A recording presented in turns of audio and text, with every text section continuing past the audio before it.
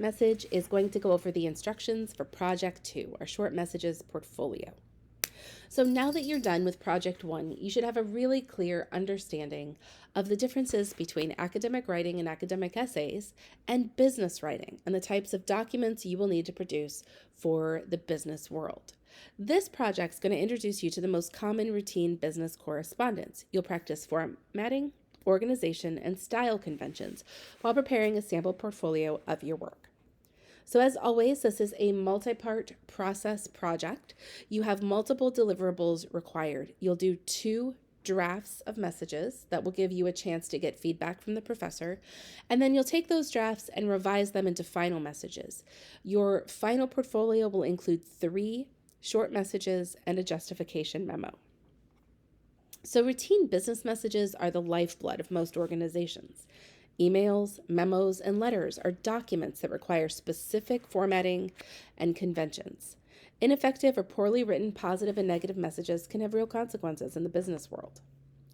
For this project, you are going to prepare a portfolio of 3 messages to demonstrate your mastery of document conventions and message types.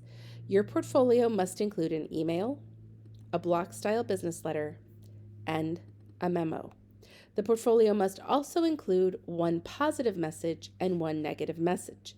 You'll be selecting your messages from the short message option document that is included.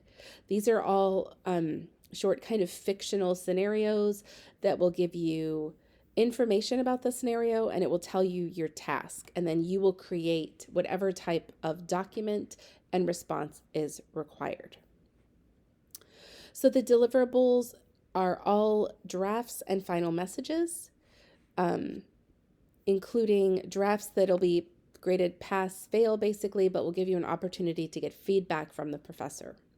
Now your portfolio will be composed of 3 final messages and 1 justification statement. You'll begin the portfolio with a justification memo addressed to the professor. You'll provide a brief overview of each included message. Explain the specific choices that you made to address the specific required formatting and writing plan for each message. Indicate that the final sample messages are attachments to the memo. Your justification memo should be a persuasive document that makes an argument for your success in mastering the conventions of short business messages. Use effective formatting, including headings, and style to make your argument more readable and effective.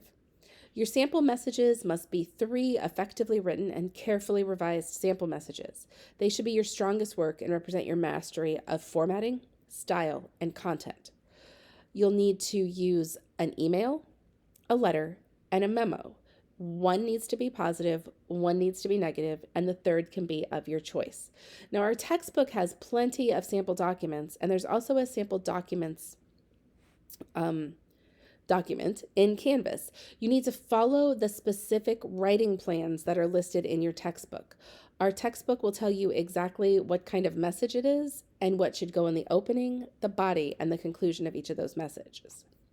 So you'll be submitting your portfolio as a single well-formatted document.